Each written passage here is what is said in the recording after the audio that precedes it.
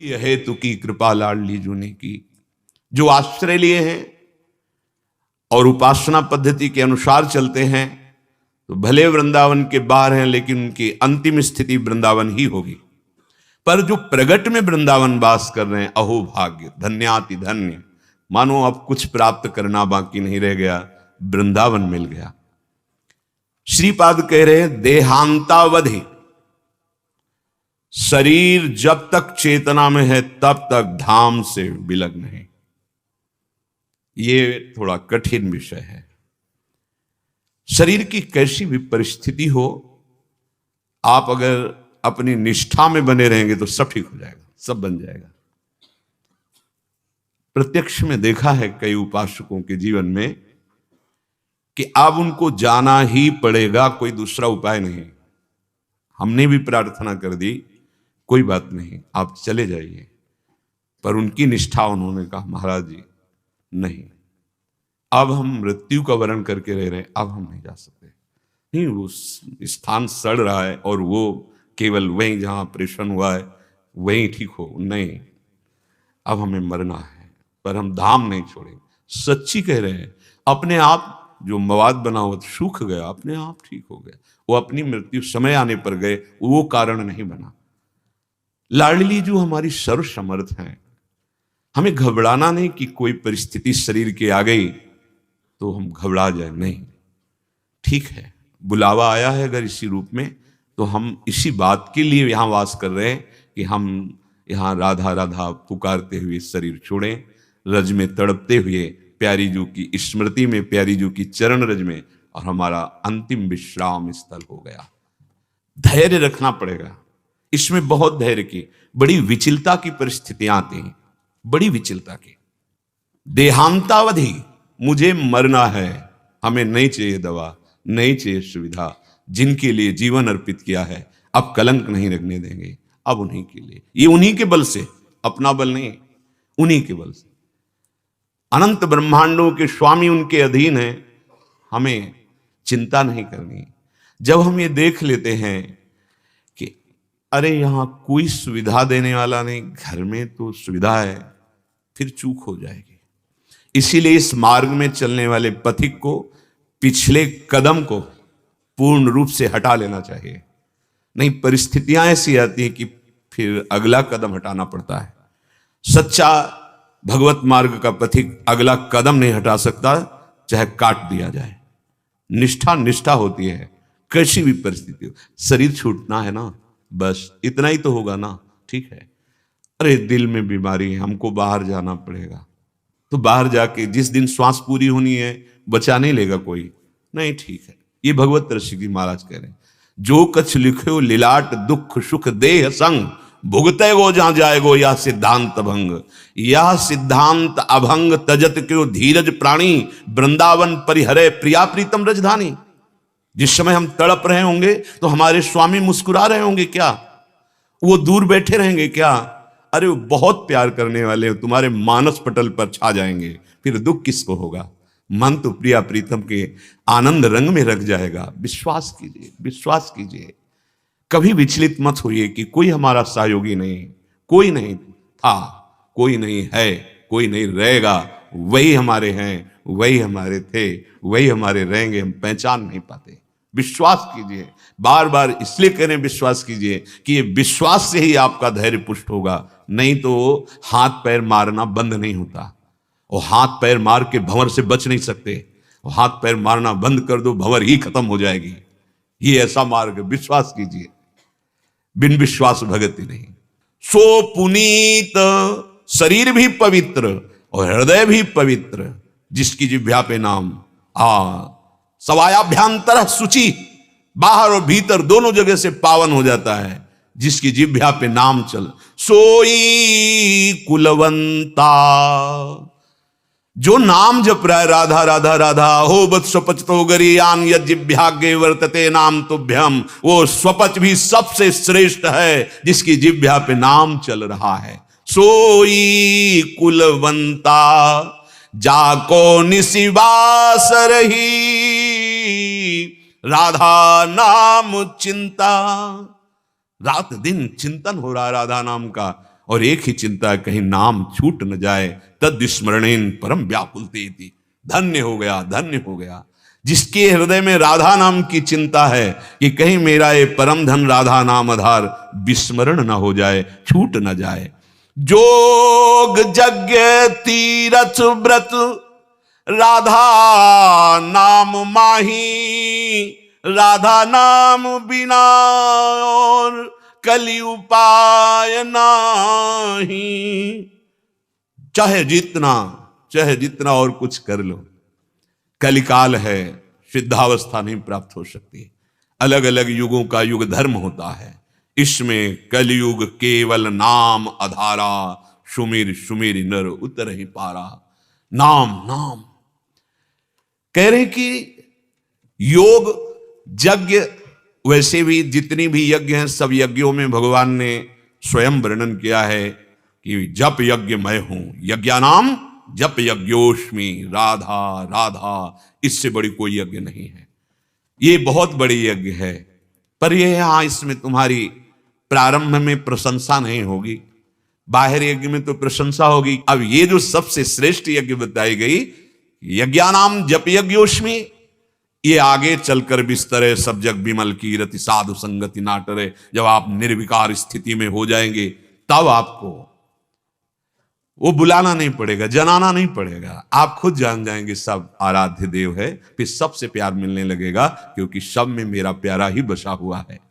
जोग यज्ञ तीरथ, आप जहां हैं, जैसे हैं, जो भी हैं, राधा राधा राधा राधा, आप सबसे बड़े तीर्थ में अवगाहन कर रहे हैं। समय मिले चले जाओ, कोई बात नहीं, लेकिन आपके अंदर ये नहीं होना चाहिए कि अब हमको मतलब तीर्थ अवगाहन करने की आवश्यकता नहीं। नाम चल रहा है परम तीर्थ में, परम तीर्थ में, और नाम का तुम्हारे हृदय में स्फुरण नहीं है, नाम पे प्रीति नहीं है, तो तीर्थ भी जाओगे अभिमान और पुष्ट करो, वहां से ये किया, ऐसा किया, वैसा किया, वो अहम पुष्ट होता रहेगा। जो पावनता चाहिए कि अहम गलित होकर प्रभु के चरणों में लग जाए, वो नाम से होगा।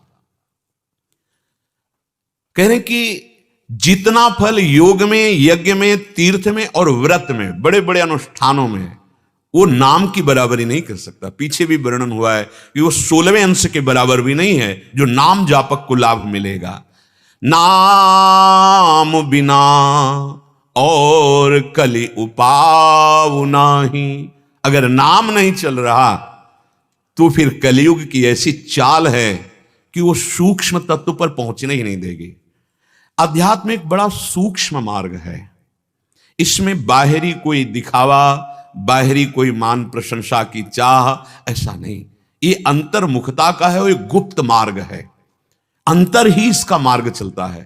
उसको बहुत छिपाया जाता है, अंतर की वृत्ति को, जिससे हम उस परम तत्व में स्थित हो जाए या उससे हमें प्रेम हो जाए। वो अध्यात्म एक बड़ा गुप्त मार्ग है जो हम बाहरी वो अध्यात्म की तरफ ले जाने वाला नहीं बनता। उसका आंतरिक उद्देश्य बाह्य होता है, नहीं तो छिपाना ही छिपाना होता है, छिपाना ही छिपाना। बहुत बड़े महापुरुषों के सानिध्य मिले हैं, गंगा जी के भी किनारे पावन धाम में भी छिपाना ही छिपाना होता है। अगर गुरु कृपा है तो दृष्टि से पहचान लो कि किस कोटि के महापुरुषों को कृपा करके समझावे, नहीं उनके बाह्य लीला से तो समझ ही नहीं सकते हैं। बोले जो स्थिति है वह नाम प्रदान करता है, राधा नाम बिना और कलि उपाव नाही, सबको सार राधा कबहू नहीं बिसरिए। सबको सार, सार के सार कृष्णचंद्र जी, कृष्ण नाम, वही राम, वही वामन, वही नृसिंह, सब रूप उन्हीं के नाम वो स्वयं जप रहे हैं। श्रीमद् राधा सुधा निधि और हमारे रसिक महापुरुषों की वाणी में यहां वेद प्रमाण नहीं है, यहां वेद का जो स्वरूप है, रस स्वरूप है, वो रसिक जनों ने देखा है। तो भगवत रसिक जी कहते हैं यहां वेद रसिकन की वाणी, जो ब्रह्म तत्व सार वस्तु है उसका बोध किए हुए महापुरुषों ने जब कृष्ण रूप का कृपा पूर्वक अवगाहन किया, स्वाद लिया, तो बोले कृष्णात् परम किमपि तत्व हम न जाने। कृष्ण से बढ़कर कोई और तत्व है में परम तत्व श्री कृष्ण श्रीमद्सूदन सरस्वती जी। और श्री कृष्ण स्वयं हरि रसना राधा राधा रट यद जापा सकृदेव गोकुलपति राकर्ष का तत्क्षणा। ये वृंदावन का रस है, ये गूढ़ विषय है। वृंदावन की डाल डाल पात पात में एक एक कण में यहां राधा राधा समाया हुआ है। हमारा मलिन हृदय इसलिए हम नहीं समझ पा रहे। राधा बोले सबको सार, जैसे उन्होंने कहा कृष्णात परम तत्व हम न जाने, तो कृष्ण का सार है किशोरी जी। कृष्ण का जो प्रेम स्वरूप है, जो उनके हृदय का आह्लाद है, वो जब रूप धारण किया तो राधा रूप हुआ। सांद्रानंद घन प्रेम मूर्ति किशोरी, इसीलिए जपत हरि विवश तव नाम प्रतिपद विमल। राधा राधा राधा वंशी से और अपनी जिह्वा से भी राधा राधा राधा। सबको सार राधा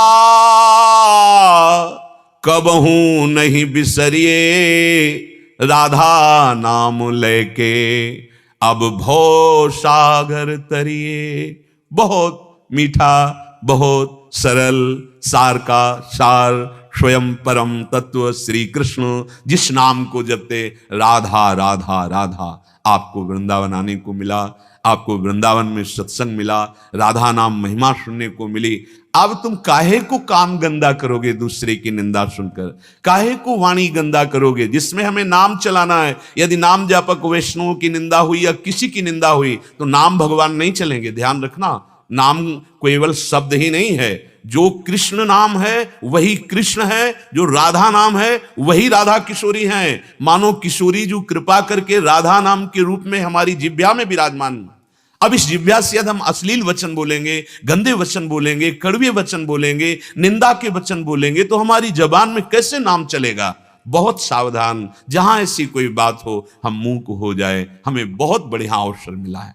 हमारा कार्य है तुम्हारे अंदर ये बैठ जाए कोई मेरा नहीं, तुम्हारे अंदर अन्य आश्रय न रह जाए, तुम्हें लगने लगे कि प्रभु आपके सिवा में असमर्थ हूं, अनाथ हूं नाथ। यदि आपने स्वीकार नहीं किया तो मेरा कोई नहीं। ये हमारी आंतरिक युक्ति है, जिस युक्ति से प्रिया प्रीतम का आकर्षण होता है। नाथ अनाथन हित समर्थ मोहन श्री राधा। ये तभी हो सकता है जब विश्वास पूर्वक, निष्ठा पूर्वक हम धाम को, गुरुदेव के वचनों को, नाम को स्वीकार करें। देहांतावधि वधि रायते श्रुतिस्ताम। देखो बड़ी करुणा करके कह रहे हैं, मैं तुम्हारी स्तुति करता हूं। किसकी?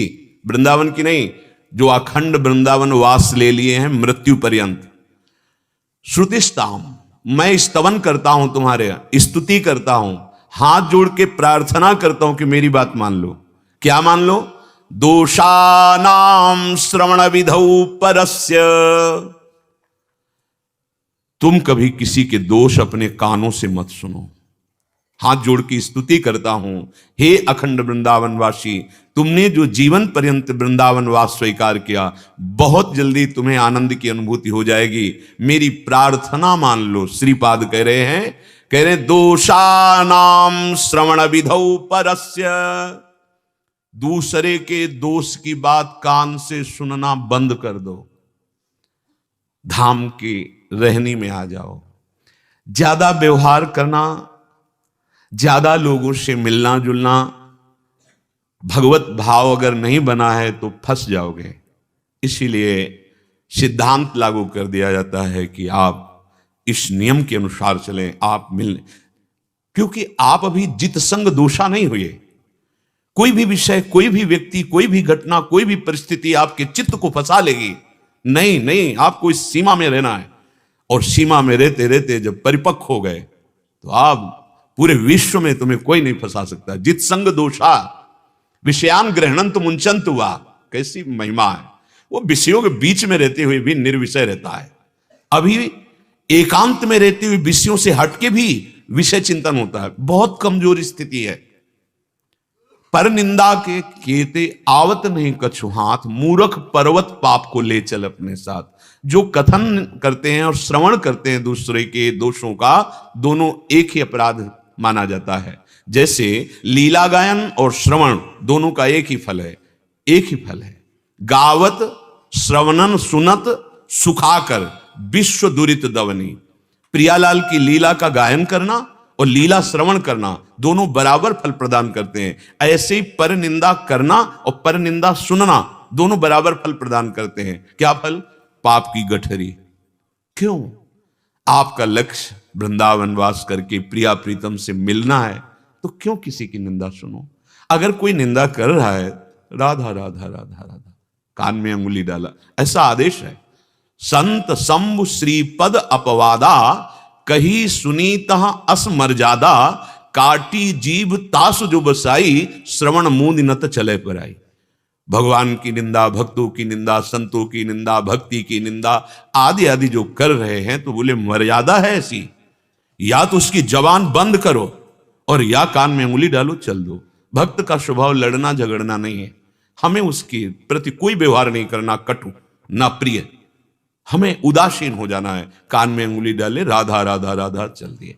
बहुत जल्दी आपका भजन बढ़ने लगेगा। ये जो भजन विक्षिप्त होता है ना, तो आप निंदा नहीं करते पर सुन लेते हैं, ये बहुत बड़ी हानि हो जाती है।